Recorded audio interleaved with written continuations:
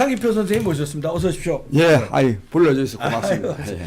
우선 이제 우리 시청자분들께서 지금 그쪽 분위기 어떠냐, 거기 좀 걱정된다 이런 얘기도 나오는데 어떻게 뭐 그쪽 분위기가 김해을 부산 뭐 이쪽 그 동네가요 어떻습니까? 예, 뭐 부산도 마찬가지고요. 또 김해도 마찬가지고 말하면 이른바 PK 부산 경남 지역에서는요 지금 이 미래통합당이 완전히 그냥 압승할 겁니다. 그렇습니까? 왜 그러냐면 특히 뭐 부산 경제가 어렵다는 말씀들 이미 많이 들은 바 있으니까 김해로 두고 말씀드린다면 이 경제 파탄의 직격탄을 맞고 있는 것이 김해입니다. 그래요? 예.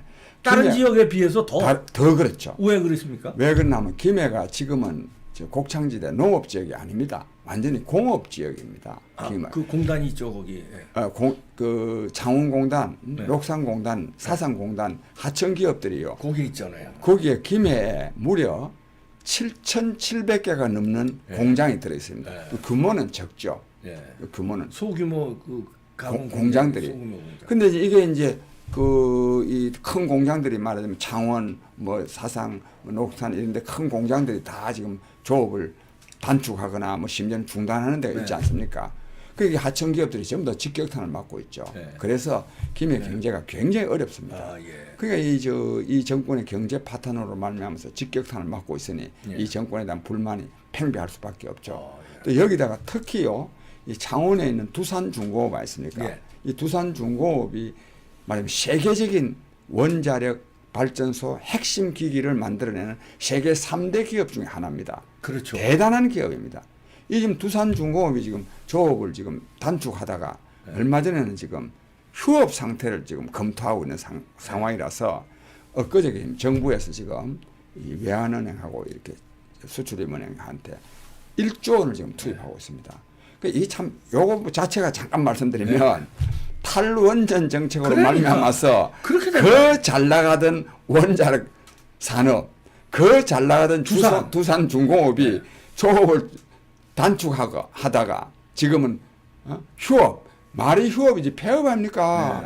이런 상태로 지금 접어들어 가지고 탈원전 정책을 밀어붙이고 있는 이 정부가 1조 원을 또 지원하는 이런 정말 난센스가 지금 벌어지고 있습니다. 수십조, 수조 원이 투자돼서 잘 나가고 있는 탈원전을 못하게 막고 수십조 수출 못하게 막고 이제는 또 수조를 또 다시 백업을 한다는 게 백업해서 어떻게 코미디 그러니까 아닙니까? 키우겠다는 겁니까? 안 키우겠다는 것입니까 이게? 그래요. 코미디예요. 한쪽에서는 없애는 정책을 펴고 거기다 또 국민의 세금으로 낸 돈을 또 지원을 하고 이 뭐 말도 아니죠. 근데 이거는 좀 국가적인 차원에서 이런 말씀을 드릴 수 있고 김해 입장에서는요 두산중공업에 다니는 이 장류 지역이라는 데 있지 않습니까?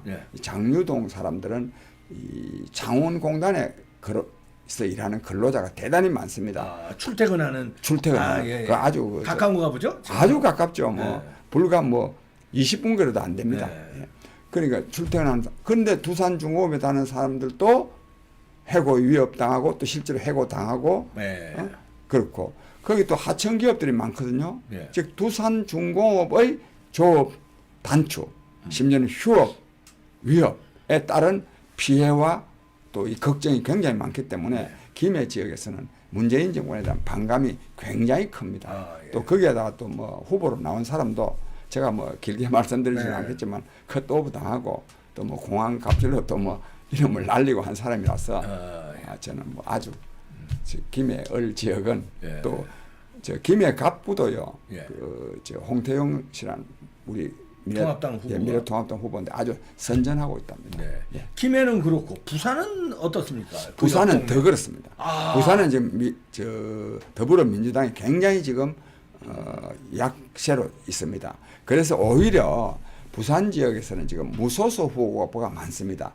지금 미래통합당 후보로 나왔다가 공천을 못 받아서 무소속 후보로 나간 사람이 많은데 이거는 뭘 말하느냐 하면 그만큼 부산에서는 미래통합당 후보로만 나가면 당선될 수 있기 때문에 무소속으로 나가는 사람이 많죠. 근데 이제 무소속하고 통합당 후보가 있는데 예. 더불어민주당 후보도 있으면 3파전이 되면 이게 불리해지잖아요. 불리해지 조정돼야 됩니다.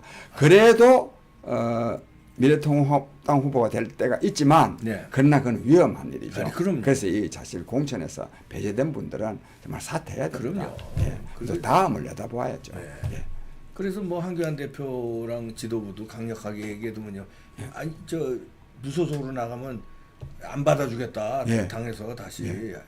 근데 이왕 선거 판시의 말씀이 나왔으니까 저도 이제 오늘 아침 신문에 보면 저 미래통합당의 중요 후보들 뭐 황교안 대표라든지 나경원 대표라든지 뭐 오세훈 전 시장이라든지 이런 분들이 굉장히 저 더불어민주당 후보에 비해서 밀리는 것으로 그런 신문이 오늘 아침에 나오더라고요. 대서특필이 되고 있어요. 그건 저는 전혀 믿지 않습니다. 그거는 정말 선거의 중차대한 국면을 맞이해서 미래통합당에 대한 지지가 없다는 것을 선전하기 위해서 나는 만드는 왜곡된 거다. 통계다. 이래 보고 왜 이렇게 제가 보느냐 하면 이 정권이 들어서서요. 한 2년 한 10달 됐죠. 10달 됐는데 나라를 지금 거들내고 있지 않습니까? 무엇보다도 지금 경제가 지금 파탄 지경. 안보가 지금 국가 안보라 할 수 있습니까 이게? 그러니까요. 또 외교적으로는 또 뭐 고립되고 있고 또 교육도 이렇고 또 여기다가 무엇보다 중요한 거는 지난번 조국 사태입니다. 조국 사태의 그 정말 이 불법과 비리의 극치, 위선과 기만의 이 전형인 조국이를 수호하겠다 하고 그걸 또 법무부 장관을 임명한 데 대한 국민적 분노가 얼마나 컸습니까? 그래서 광화문에 뭐 10월 3일, 뭐 9일, 뭐 25일 100만 명 이상의 인파가 모여서 말하자면 이 조국 사태를 요구하고 문재인 정권 퇴진을 요구했지 않습니까? 그때 그 위에 또 추미애인가 뭐 법무부 장관 나서가지고 또 얼마나 또 검찰에 압박을 가했습니까? 이런 것을 우리 국민들이 잊지 않습니다. 저는 그래서 이런 이 경제 파탄, 또 이 조국에 대한 이 위선, 또 이 정부가 또 조국을 감사는 심지어는 문재인 대통령이 국민들을 향해서 사과하고 뭐 눈물을 흘려야 될 텐데 조국이를 생각하면 뭐 짠해서 뭐 눈물이 났다. 이런 국민 모독적인 행태가 어디 있습니까? 그러니까 이런 데 대한 국민적 분노가 이번 4.15 총선에서 반드시 드러나게 돼 있습니다. 이 국민을 이기는 정권은 없습니다. 그래서 저는 이번에 미래통합당이 저는 과반수를 넘어서 압승하리라고 저는 봅니다. 그러면 오늘 아침에 신문에서 대서특필된 좀 주요 지역이 통합당이 불리하다는 여론조사는 그걸 일부러요. 아주 미래통합당의 대표적인 인물들 아니십니까? 그러니까 그렇게 해놨더라고요. 그러니까 미래통합당 전체가 밀린다 하면 좀 설득력이 떨어지니까 마치 구체적으로 사람을 나열해가지고 즉 이런 후보들도 떨어진다. 나머진 더 말할 게 없다. 그런 꼼수 쓰면 안 됩니다. 그리고 또 언론력이 해설하는 해설이 아니라 그 패널로 나온 사람들 아십니까? 이 사람들도 대체로 마치 수도권에서는 더불어민주당이 선전하고 있는 것처럼 수도권 우리 주민들이요 대한민국 수도 서울을 중심으로 한 우리 국민들인데 왜 이제 나라를 파탄내는 문재인 정권을 또 지지하겠습니까? 어디 나라 망할 일이 있습니까? 그럼 혹시 여의도 연구소가 이제 통합당에서 이제 운영하는 이제 여론조사도 하잖아요. 거기서 나온 거는 다른 결과에 나온 게 최근에 나온 게 있나요? 전 솔직히 요즘 돌아다닌다고 잘 못 봤습니다. 그런 데서 좀 적극적으로 여론조사를 홍보할 필요가 있다고 보는데요. 맞대응을 해야죠. 그렇잖아도 제가 어제 그래서 제가 너무너무 잘못됐다고 봐서 황교안 씨 쪽에다 황교안 대표의 출마 지역에다 연락을 해봤어요. 해봤더니 한쪽 여론은 한 6% 정도 뒤지고 다른 하나는 한 3-4% 정도 뒤진다 합니다. 그래서 제가 그런 거를 말이야 보도자료를 내가지고 보도를 되게 해야 되지. 리얼미터나 이런 거 본래부터 리얼미터가 친문 여론조사 기관으로 알려진 일이 있지 않습니까? 그 외에 그 사장한 사람이 어디로 가고 그런 거 왜 보도되도록 내버려 두느냐 내가 이렇게 말한 일도 있습니다. 김종인 전 대표가 지금 예. 선거대책위원장으로 예, 어제 통합당에 왔잖아요. 이제 예. 어제부터 이제 공식적으로 활동을 시작하셨는데 예. 잘 하고 있다고 저는 평가하시나요? 뭐 잘 하리라고 보는데 예, 두 가지 이유가 있는데 아, 예, 예. 하나는 김종인 대표가 가는 쪽이 항상 승리합니다. 예. 여태까지 그래왔죠. 예. 행운의 여신을 김종인 대표가 달고 다니는 것 같고 또 다른 하나는 이 지금 경제가 어려운데 김종인 대표는 어쨌든 이제 경제 전문가입니다. 예. 또 특히 여기 지금 이른바 이 미래통합당 옛날 자유한국당 이른바 보수 세력은 사회보장제도 국민복지를 좀 싫어하는 경향이 있는데 그건 옳지 않습니다. 우리나라 지금 이 국민건강보험 이런 거 다 설치되게 하는데 기여한 분이 김종인 대표거든요. 그래서 저는 김종인 씨가 이분이 선대위원장을 맡음으로써 국민들에게 또 다른 또 새로운 또 희망을 좀 불러일으켜서 좋은 결과를 얻는데 크게 기여하리라고 봅니다. 또 그런 것도 있잖아요. 김종인 대표는 그 이기는 쪽의 판세를 미리 잘 읽고 뭐 그렇게 그쪽으로 주로 가셔서 승리했다는 거.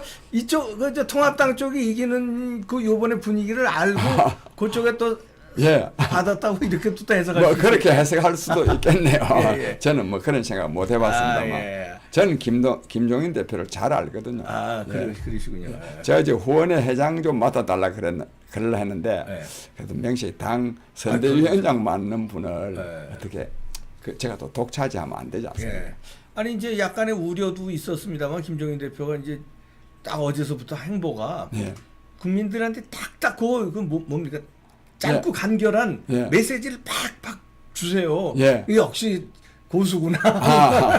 그런 점이 있습니다. 그래서 어제도 발표 중에 약한 그 코로나19 사태에 대한 국민 그 지원을 위해서 한 100억 원, 100조는 조성해야 된다. 미리 말했는데 오늘 마침 문재인 대통령이 그 4인 가족 기준 70% 소득, 70% 이하 소득에는 100만 원씩 지급하겠다. 그래야 됩니다. 이런 때요 돈 지급해야 됩니다. 저는 사실 너무 70% 이런 거 너무 따지지 말고 돈 많은 사람들은 세금도 많이 내지 않습니까? 그냥 일률적으로 쫙 지급하는 것이 좋습니다. 지급하는 게.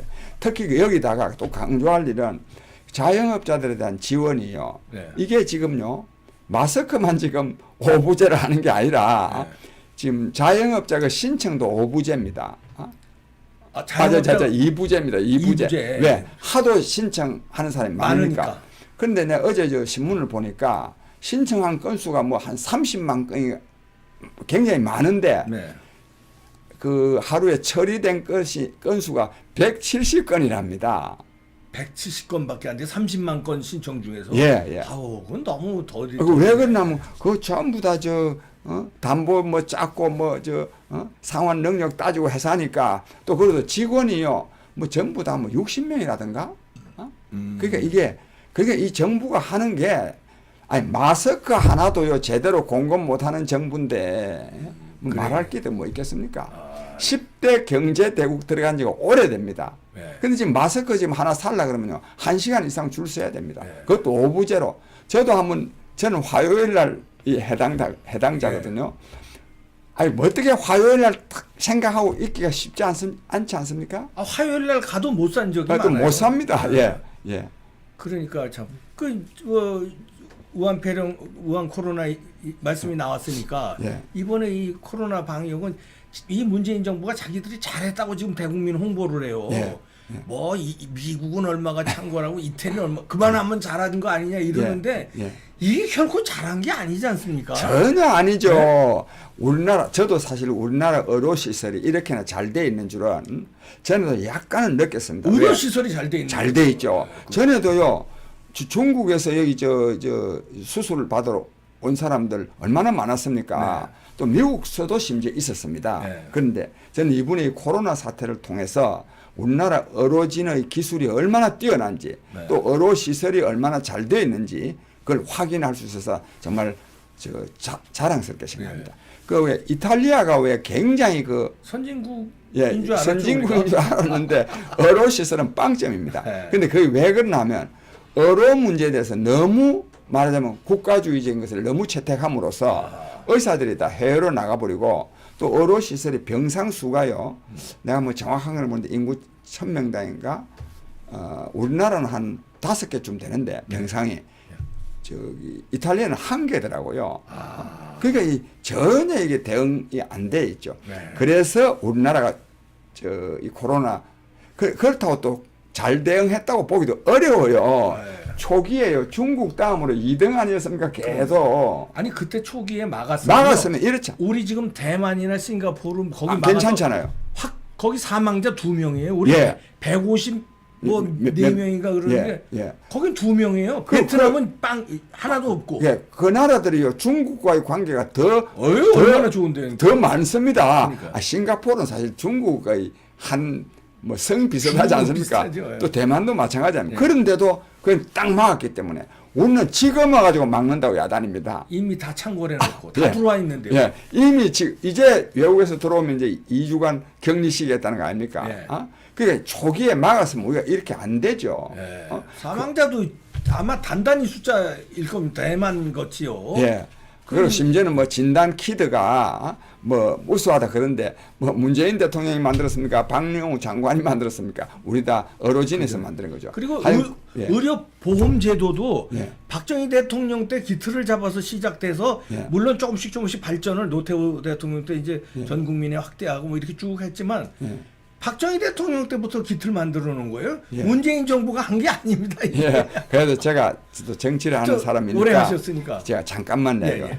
그 국민 여러분 정말 코로나19 사태로 얼마나 이 걱정이 많으십니까? 그러나 우리의 높은 의료진과 또 이 자원봉사자들의 정말 피나는 노력 그리고 또 우리 국민 여러분들께서 이 국민 예방 수칙을 잘 지킴으로써 그나마 뭐 많이 확산되어 왔지만 그래도 좀은 진정 기미를 보여가지 않을까 싶어서 정말 제가 이 의료진과 또 자원봉사자 여러분 또 국민 여러분에게 정말 존경하고 감사한다는 말씀을 드리고 또 대구 시민 여러분들에게 정말 뭔가 제가 좀 도움을 주지 못해서 굉장히 제가 부끄럽게 생각하고 아무쪼록 이겨나가시기를 바랍니다. 언제라도 비온 뒤에 땅 굳는다고 우리는 이런 실현을 통해서 우리 자신들을 더욱더 잘 단련시켜 나가서 더 나은 나라를 만들어 갈 수 있게 되리라고 봅니다. 그러나 제가 한 말씀 드리고 싶은 것은 이 코로나19 사태가요 조기에 진정되리라고 보는 것은 저는 아니라 그건 착각이라고 생각합니다. 이것은 진짜 치료약이 개발되지 않는다면 이 확산은 저는 막을 수 없다고 생각합니다. 막지 못할 것입니다. 왜? 아무 질병 무감염 그러니까 제대로 느끼지 못해도 예. 전파 그렇죠. 실제로 감염되는 무증상 감염이 될 수 감염. 있으니까 이거는 막을 수가 없습니다. 그 다음에 또 한 가지 제가 말씀드리고 싶은 것은 코로나19는요 코로나19가 있기 전 시대와 코로나19 이후의 시대는 확연하게 달라질 것입니다. 저는 이 코로나19 사태는 역사적 사건을 넘어서 인류사적인 저는 사건이 되리라고 보고 여기에 우리가 잘 대응할 수 있는 새로운 국가 운영 방법, 삶의 영위 방식을 우리가 개발해서 실천해야 된다고 생각합니다. 그와 관련해서 저는 앞으로 이 오프라인 시대가 가고 온라인 시대가 저는 열린다고 보고 뭐든지 다운사이징 해야 됩니다. 너무 그러니까 대형 학교, 대형 교회 이런 게 전부 다 옳지 않습니다. 다운사이징하고 우리의 또 삶도 너무 말이죠. 더 많은 소비, 더 많은 소유에서 행복을 찾으려고 할 것이 아니라 자기의 그 꿈을 실현하는 데서 자기가 하는 일에서 자아 실현의 보람과 기쁨을 누리는 데서 행복을 찾는 그런 삶의 방식으로 가야 이러한 질병으로부터도 우리가 벗어날 수 있다. 이런 생각을 하면서 우리 이 삶의 양식을 근본적으로 바꾸어야 되는 계기를 마련하고 있다. 이런 말씀을 국민 여러분께 간절하게 드리고 싶습니다. 네. 예, 제 말씀이 길어서 죄송합니다. 아닙니다. 예. 그 좋은 말씀이세요. 사실 그 우리가 이제 아직 말하자면 졸부의 나라라고 할 수도 있습니다. 왜냐하면 예. 이렇게 잘 살게 된 게 예. 뭐 몇십 년 안 돼요. 예. 장기표 선생님이 저보다 한참 선배님이시니까 더 하시겠지만 저 어렸을 때만 해도 우리나라가 아주 못 사는 나라였어요. 그렇죠.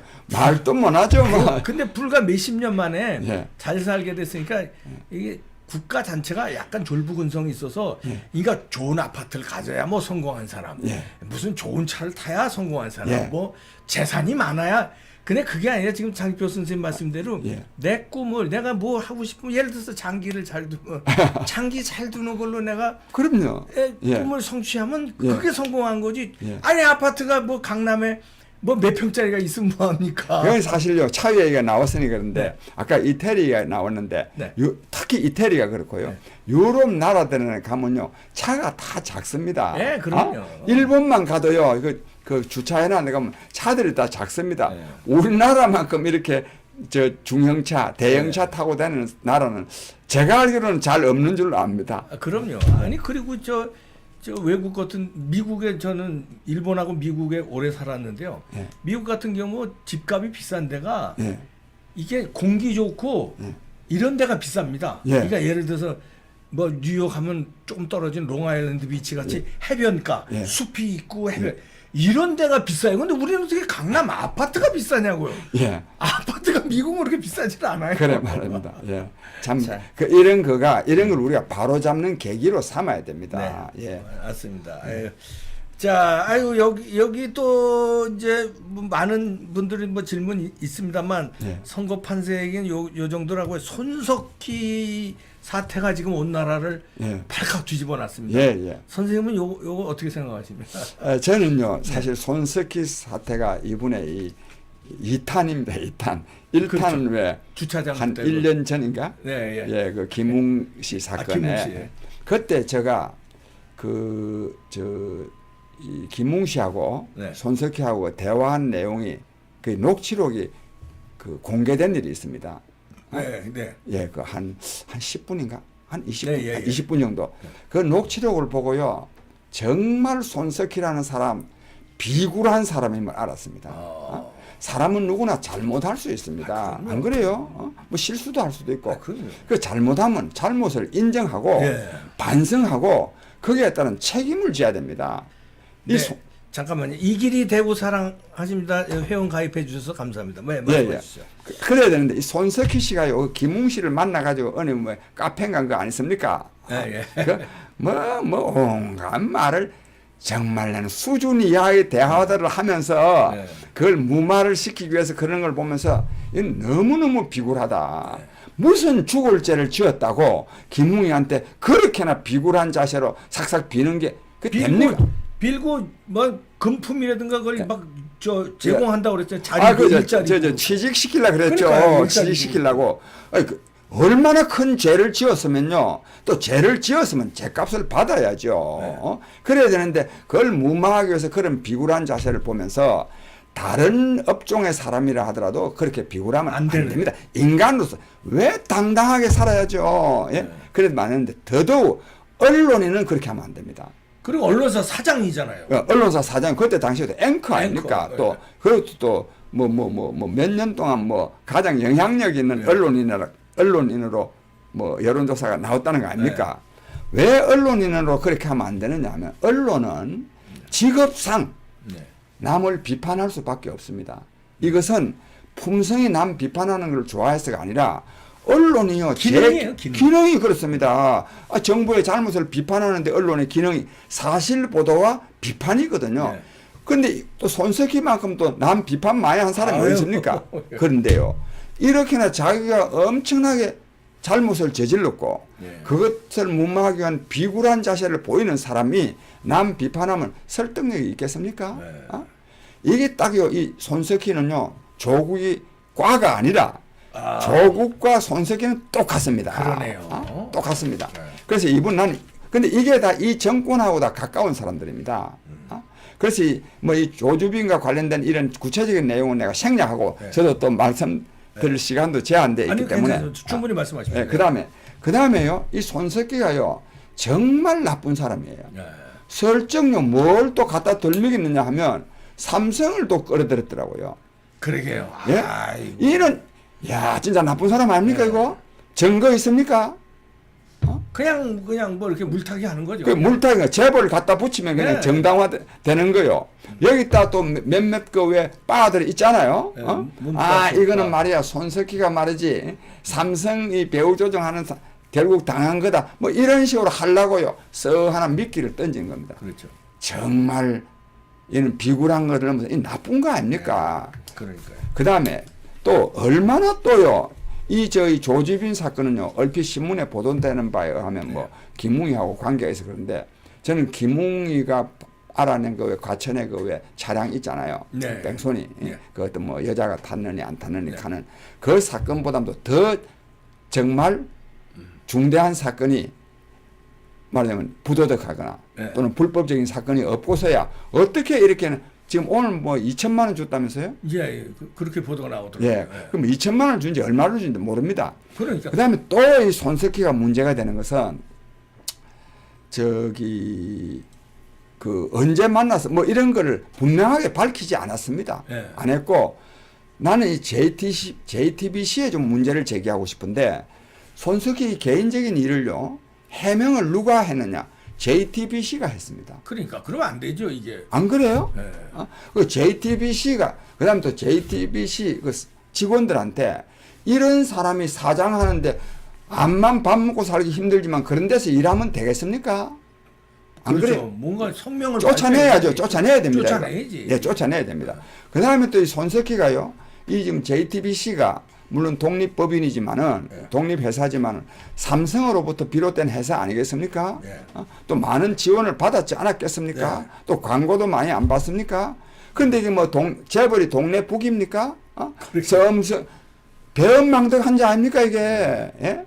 그 다음에 홍석현 씨도 정신 차려야 됩니다. 예. 이런 사람을요, 계속 자기 그 정치적인 야욕을 충족시키기 위해서 JTB 사장으로 또 앉혀가지고 계속 하게 하면 되겠습니까? 그러게요. 예? 저는 그래서 이번에 이 손석희에 대한 엄중한, 예? 말하자면 처단이 이루어져야 된다고 보고, 그리고 삼성이 이걸 고발해야 됩니다. 예. 고발 안 한다면 삼성도 또 비굴한 사람들이 되는 겁니다. 그 다음 이와 관련해서 끝으로 네. 이 손석희가요 지난번 그 사건 아니습니까? 네. 그것도 얼마나 큰 사건입니까? 그 어영부영 묻혔어요 그냥. 그 어영부영 묻어온 거. 그 왜 그랬습니까? 이 정권이 그런 거죠. 그러니까요. 안 그랬어요? 경찰과 검찰이 엄중하게 조사해서 처리해야 되는데 이걸 이 정권 눈치 본다고 못한 거 아니겠습니까? 왜? 이 정권하고 똑같은 사람들이니까. 그래서 저는 국민 여러분, 손석희 사건, 뭐 조주빈 사건, 조국이 사건, 바로 이것이 문재인 정권의 부도덕성을 파렴치성을 그대로 드러내는 것입니다. 이번 4.15 총선에서 손석희, 조국, 이 정권의 부도덕성, 파렴치성을 엄중하게 심판해야 됩니다. 네. 예. 지금 장기표 선생님이 조금 전에 지적해 주시길 이제 홍석현 씨도 정신 차려야 된다. 예. 자기 정치적 야욕으로 손석희를 이제 말하자면 이용하고 있다 그러는데 예.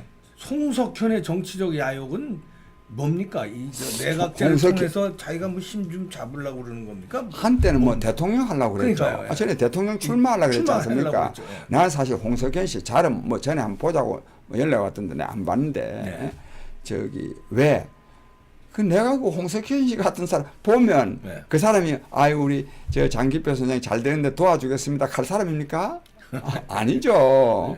뭐 그 이상은 생략하고 야욕 때문에 그렇죠.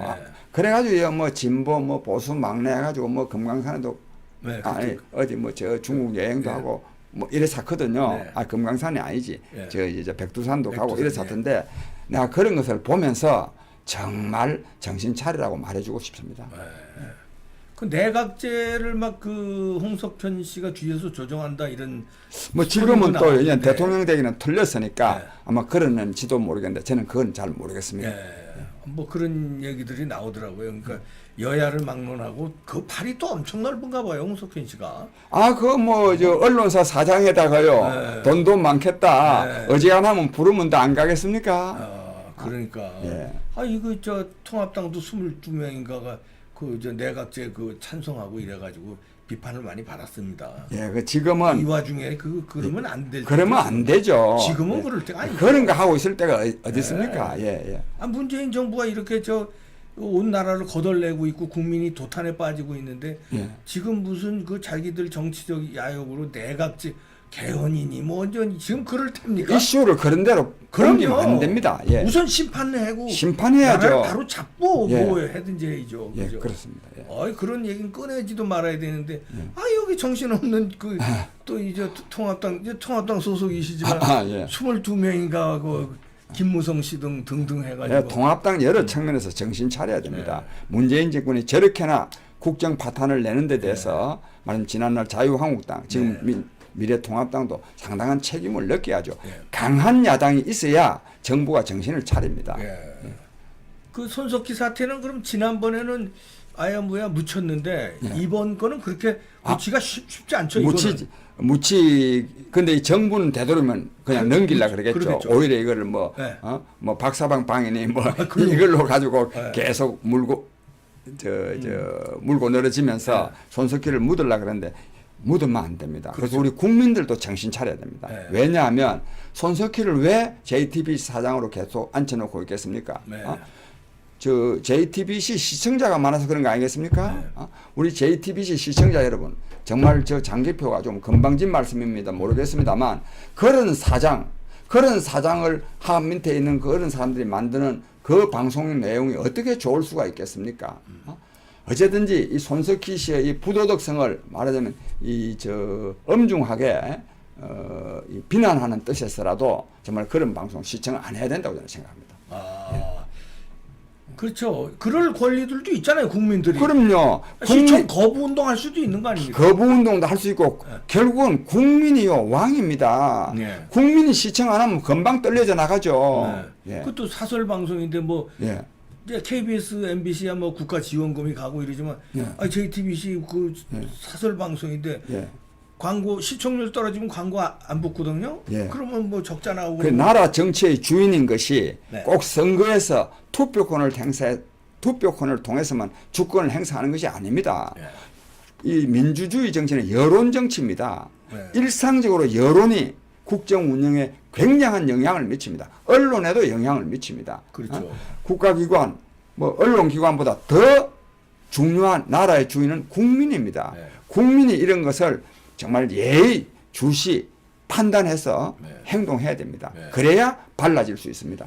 지금은 시대가요, 국민이 주인 노릇하기가 좋은 세상이에요. 좋은 세상입니다. 과거에야 뭐 투표밖에 없었는데 지금은 온라인 통해서 이거 댓글도 지금 이봉규 TV도 댓글이 엄청 올라오고 있습니다. 여기서 내 의사를 다 표시할 수 있고 JTBC 홈페이지에 가서도 다 할 수 있고 그 옛날에는 공중파 아니면 KBS, MBC, SBS 아니면 볼 게 별로 없잖아요. 지금은 그거 안 봐도 훨씬 더 양질의 뉴스를 많이 볼 수 있거든요. 그럼요.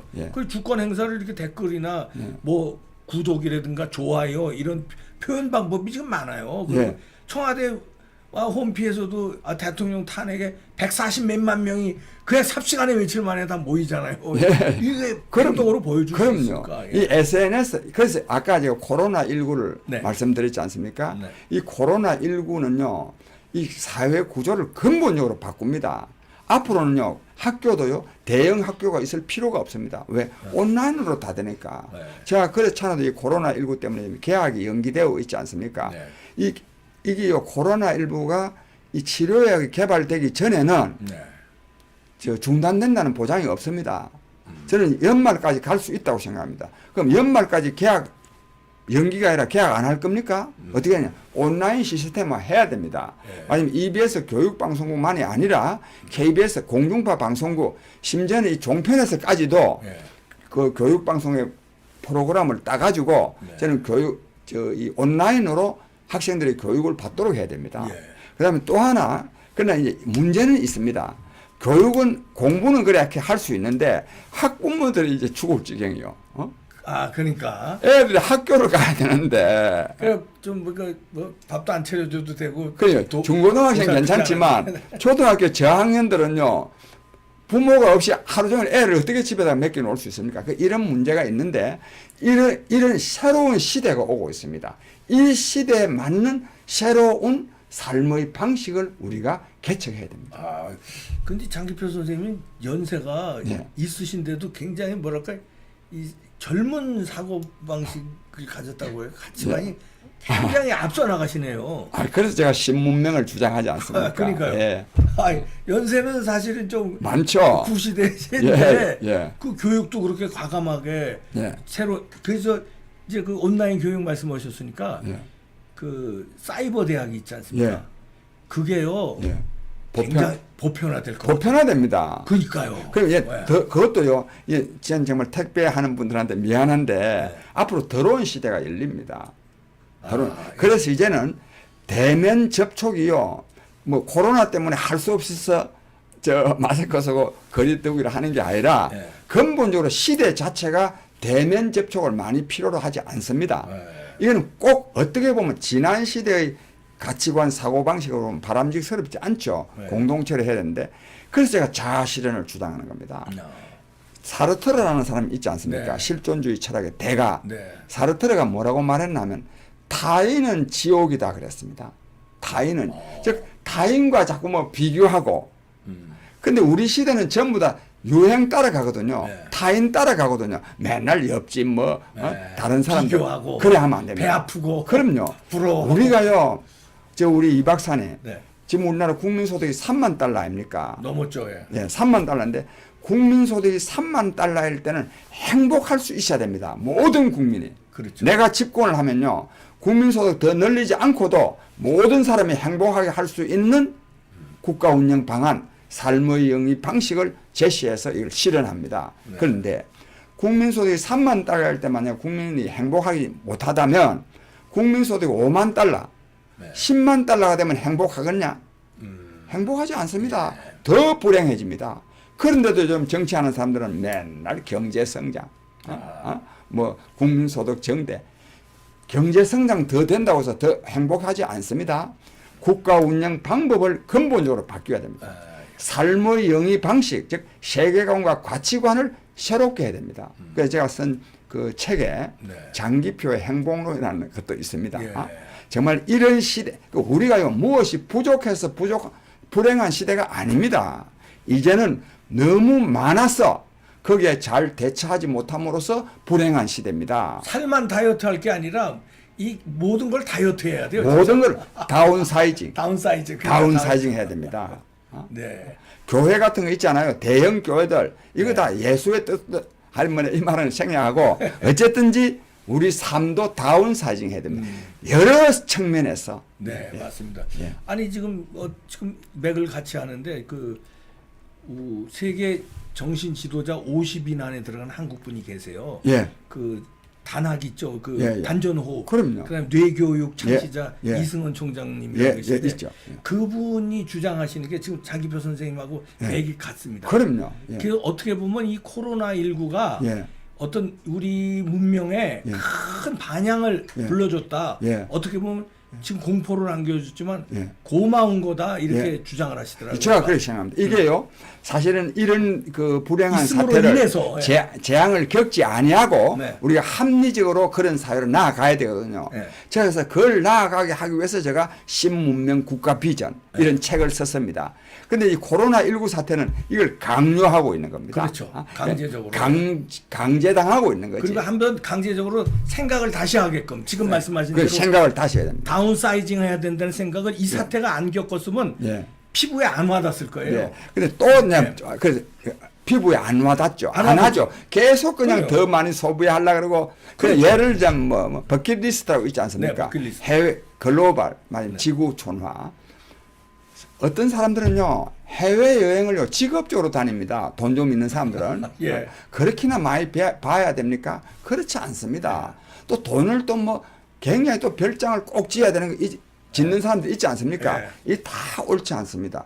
진짜 진정으로 행복하려 그러면 자기가 하는 일에서 보람과 기쁨을 누려야 돼요. 네. 그다음에 이 코로나19 사태로 말미암아 가지고 사람을 별로 못 만나니까 외식을 별로 못 합니다. 네. 돈을 많이 못 씁니다. 돈이 전략되거든요. 그리고 가정의 중요성을 요즘에 더 많이 느끼는 더 많이 인식하게 되고. 홈 스위트 홈. 그럼요. 이 전략된 돈을 예. 다른 사람들을 위해서 써야 된다 이거야. 어려운 사람. 그러니까 이게 내가 지금 뭐 코로나19에 대한 전문가도 아니고 네. 너무 또 이 방송에서 오래 떠드는 거는 맞지 않아서 그렇지 코로나19에서 우리가 얻어야 될 교훈이 엄청납니다. 그러니까요. 예. 그래서 새로운 시대가 오고 있습니다. 예, 지금 아주 중요한 말씀하시는데 우리가 이제 이게 뭐 미시적인 관점으로는 코로나 방역을 열심히 해야 되겠고 정부도 비판해야 되겠고 뭐 해야 되겠지만 거시적인 관점은 좀 크게 보면은 이런 기회에 우리 어떤 문화라든가 생활이든가 이 패턴을 예. 새롭게 예. 행복에 맞춰서 예. 이 다운사이징이든 그거 말고도 여러 가지 있지 예. 않습니까? 예. 그 예. 교훈을 예. 코로나19가 교훈을 준 거다. 어떻게 보면 교훈을 그러니까 강요하고 있는 겁니다. 강요하고 있는 거죠. 예. 예. 그러니까 회초리로 때리는 식으로 예, 예. 어머니가 잘못해서 회초리로 때려야 느끼잖아요. 예, 회초리 예. 안 때리면 못 느끼고 계속 잘못하는데 예. 회초리를 딱 때렸을 때 아 이게 내가 잘못한 거구나 딱 느끼게끔. 그래서요. 특히 사회학자, 네. 정치학자, 뭐 경제학자, 사회과 하는 분들은요. 코로나19가 우리 사회에 주는 역사적 의미가 무엇인지를 연구를 해야 되고 네. 이걸 가지고 토론회도 많이 열어야 됩니다. 네, 맞습니다. 토론회도. 네. 그래서 다양한 부문에 종사하는 사람들의 말을 듣고 네. 이 진짜 이것이 전화위복이 될 수 있도록 네. 우리가 교훈을 찾고 새로운 국가 운영 방안을 저는 강구해야 된다고 생각합니다. 그럼요. 그런데 국가 운영 방안도 중요하지만 제가 아까도 삶의 영위 방식 그러지 네. 않습니까? 국가만 잘해야 되는 게 아닙니다. 그렇죠. 개인도 잘해야 됩니다. 또 이 코로나19에서도 국가만 방역 잘하는 게 아니라 개인도 국민 예방 수치가 있습니까? 네. 저도 이걸 뭐 철저히 지키려고 노력하는데 네. 지켜야 됩니다. 네. 우리가 국가 탓만 하면 안 됩니다. 그렇죠. 개인도 잘해야 됩니다.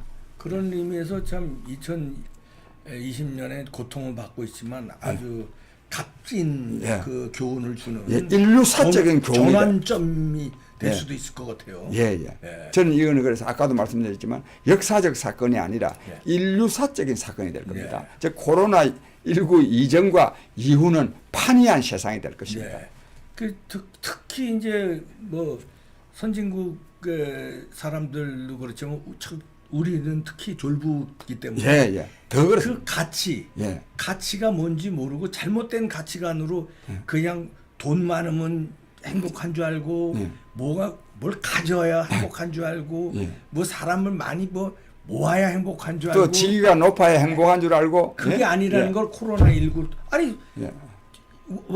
왕자 누굽니까? 이름이 이제 생각나네. 존슨 수상요. 아니 수상도 그렇고 이제 예. 영국의 그 예, 태자도 왕자 이름이 예. 갑자기 생각 안 나네. 예. 그 여왕의 그 아들 있잖아요. 그 코로나- 찰스. 예. 찰스도 확진되고. 예. 그다음에 존슨 총리도 예. 수상, 영국 예, 수상. 높은 사람 또 재벌도 그렇고. 그럼요. 걸리잖아요. 예, 이게 다 이게 평등한. 오히려 그 시골에 공기 좋은데 청정 지역에 사는 사람 안 걸려요. 그 말씀 참 옳습니다. 안 걸리잖아요. 예, 그 사람은. 그래서요, 우리가 농업을 중시해야 됩니다. 농업을. 지금, 그래서 전 정말 이건 또 잘못하면 또 오해를 불러일으킬 수 이건 뭐 있는데, 괜찮습니다. 우리가 너무 수출만이 살 길이라고 하면 안 됩니다. 이 지금 기술 발전, 기술의 확산 속도가요, 빛의 속도로 확산되고 있습니다. 그렇죠. 누가요, 남의 나라 물건 계속 수입해다 쓸 나라가 어디 있습니까? 이제는요, 기본적으로는 자립국가를 지향해 가야 됩니다. 또 내 개인의 행복도 내가 행복해야 됩니다. 네. 자꾸만 남 따라다니면서 행복하려고 하면 안 그리고 됩니다. 국가에서 뭘 해줘야 행복하다가 요구해도 안 되고. 그것도 아닙니다. 저는요, 굉장히, 제가요, 징역을 오래 살고, 예. 수배 생활도 많이 하고, 많이 두드려 맞고, 뭐 돈도 별로 있겠습니까? 저는 굉장히 행복합니다. 왜? 내가 하는 일에서 보람을 느끼니까. 네. 얘가, 저는 좀, 아니 그러신 것 같아요. 외람된 말씀이지만 예. 표정이나 이렇게 좀 보면 행복하신 것 같아요. 예. 자기가 하는 일이 보람이 있어야 됩니다. 네. 그런데 그게 꼭 뭐 민주화 운동을 해서 보람이 있는 게 아니라 어떤 일도 보람이 있습니다. 볼펜 하나 만드는 데서도 엄청난 보람이 있을 수 있습니다. 그럼요. 내가 만든 볼펜이 정말 더 잘 나오게, 네. 더 편리하게 사용될 수 있도록 나는 만들겠다. 이런 마음을 가지고 해야 되는 거예요. 네. 즉 세상과 인간에 대한 사랑을 가지고 자기가 일을 해야 됩니다. 그래야 보람이 있습니다. 네. 저는 일본 일본 사람들 욕하는 사람들이 많은데 일본요, 우리나라 일본 따라가려 그러면 한참 멀었습니다. 그러니까. 시민 의식이. 네. 일본 저 도해 그 큰 도시 그 주변에 한번 가보세요. 네. 정말 참 일본이라는 게 대단한 나라입니다. 지금 볼펜 만드시는 거 네. 말씀하셔서 네. 제가 일본 갈 때만 제가 일본에서 또 7년 살았어요. 예. 근데 거기서 이제 유학 생활도 하고 그랬는데 그때 느낀 건데 지금도 여행 가면 느끼는데 하여튼 라면집에 들어가지 예를 들어서 예. 그러면 그 라면집에서 그 종사하는 사람이 주방장이 됐건 서빙하는 사람 됐건 진짜 행복하게 일을 해요. 예. 내 이 일을 천직으로 예. 하면서 그냥 그 열정적으로 일을 해요. 뭐 탁 하면서 그건 뭐냐면 그 선택한 거가 평생을 하면서 나는 행복하다는 거예요. 예. 예. 그리고 얼마나 열심히 하는지 몰라요. 예. 예. 그러니까 그 라면 하나가 장인이 돼서 나오고 예. 그걸로 자기는 그리고요. 예. 우리나라 같으면 예를 들어 뭐 비교해서 안 됐습니다만 예를 들어서 라면집에서 장사가 잘 됐다. 예. 그러면 이건 늙혀요. 근데 일본 안 늙혀. 거기서 예. 100년 뭐 50년 하면서 예. 그것도 그대로 해실래. 근데 깨끗하게 청소만 하지 예. 열심히 행복하게 라면 만드는 거예요. 예. 예. 이 탁자 같은 것도 한 오래돼 가지고 다 여기 구석에 뭐 다 그런데 깨끗해요. 그 참 네. 일본 얘기 조금 하고 제 생각 하나 말씀드렸는데 충분히 라면만 그런 게 아닙니다. 모든 다른 게. 여러 가지 직종이 그러니까요. 그렇습니다. 하나 아니 뭐 일본에 그런 예는 뭐 너무 많지만 너무 많죠. 기적의 사과라는 책을 쓴 사람이 있습니다. 네. 기적의 사과. 이 유기농으로 재배를 했는데 사실 유기농 재배가 어렵습니다. 네. 뭐 자기네로는 자기 밭에 자랄라 그래도 옆에서 벌레가 날라오죠. 근데 그걸 어떻게 만들어 가지고 만든 그 과정을 쭉 네네. 괜찮습니다. 쓴 사람이 있더라고요. 내가 그 예. 책을 보고 굉장한 감명을 받았는데 일본이 정말로 그런 데서부터 탁월합니다. 근데 우리나라도 좀 조금은 네. 질수가 다른데 기업에 사장이 있고 부장이 있고 사원이 있다면 네. 사장이 돼야 행복한 게 아닙니다. 그럼요. 사원이라고 해서 불행한 게 아닙니다.